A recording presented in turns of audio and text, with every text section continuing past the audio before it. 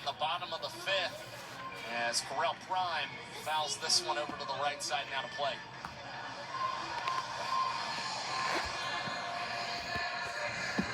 Another 2-2.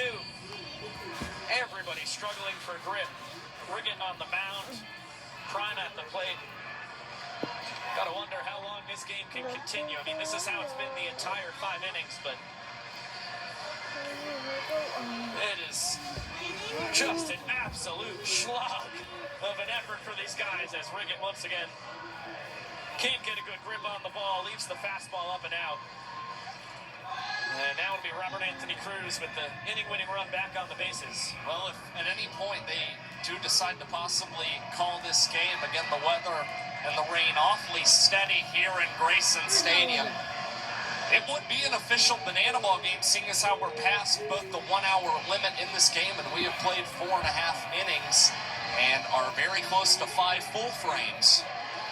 Robert Anthony Cruz has flown out to right and center. And he's ahead 2-0. And you feel for Tyler Riggett here, too, for everybody who's been on the mound tonight. Not a good night for the statistics, and Riggett, a guy who thrives on his control as Rack hits that a mile far, probably to the tennis courts. 1,000 feet down the street.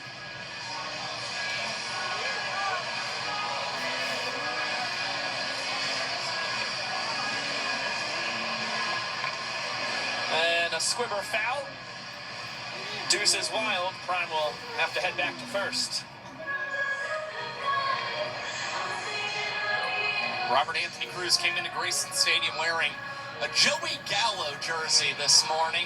He's talking about how Gallo got to 100 home runs before he reached 100 career singles. Said, I'd like to model my banana ball career after that a little bit. So I assume he's trying to swing for the fences here against Big Rig, as this one is lined past the glove of Stephen Cullen, and getting to it is Mason Maxwell. Prime getting the wave home, and the play at the plate is going to be a throw in time to Guntown Correll Prime, who was really nowhere close to home plate there for the Savannah Bananas.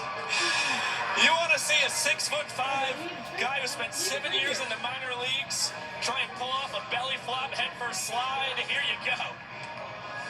And I'll tell you what, for Mason Maxwell and the Firefighters, if he does not put his body on the line in right field, the layup for that one and possibly plays it off the wall, Prime is likely going to score for the Nanners and get them a second point. So huge shout out to Maxwell for putting all of it on the line there to save the 5th inning.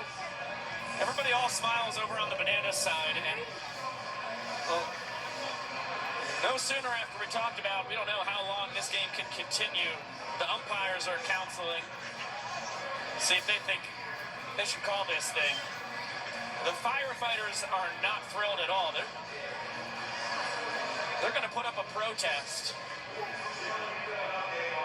They're down 1-0 in the game, and here's the young professor. Our umpires have ruled that this being a complete game will be the end of tonight's Banana Ball contest.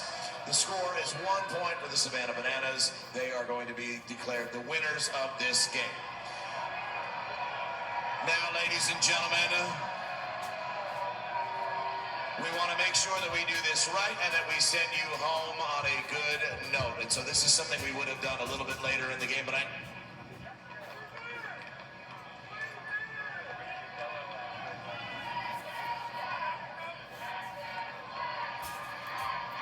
Oh, there goes the mic on the young professor. It's time, ladies and gentlemen, for a little yellow. Let's get those flashlights out. The Firefighters and the fans, both furious that this game is ending after 5 innings. I completely understand the feeling in both their cases.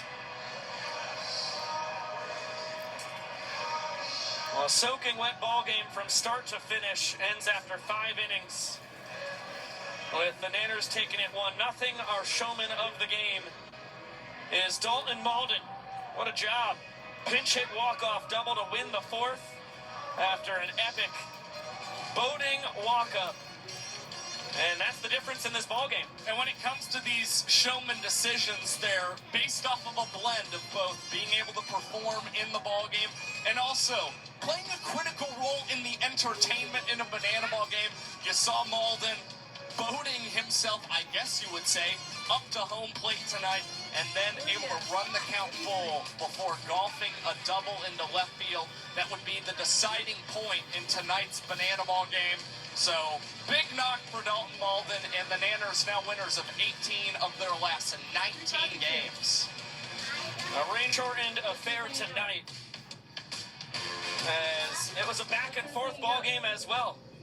No score through 2 innings, and then the offenses erupted. You gotta tip your cap to Austin Temple and Kyle Lewigs as we welcome you back up into the broadcast booth with Josh Chalevsky, Pico Scally. You got to tip your cap to Lewigs and Temple, the starting pitchers, that they were able to navigate those first 2 innings without allowing a run, because those last 3 innings, there were multiple runs from both sides pretty much the whole way through. It seemed like a miracle that there were no runs scored in the first 2. And I think that's certainly what informed the decision from the umpiring crew in tonight's contest, seeing Whitmore issue 3 sprints, Tyler Riggett obviously having real issues in gripping the banana ball.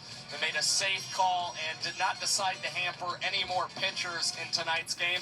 And again, we reached over 1 hour in tonight's banana ball game, making it official and another Nanners win. And as you can see at the bottom of your screen, we are going to be back in action tomorrow night. Same place, same time, 7 p.m. Eastern.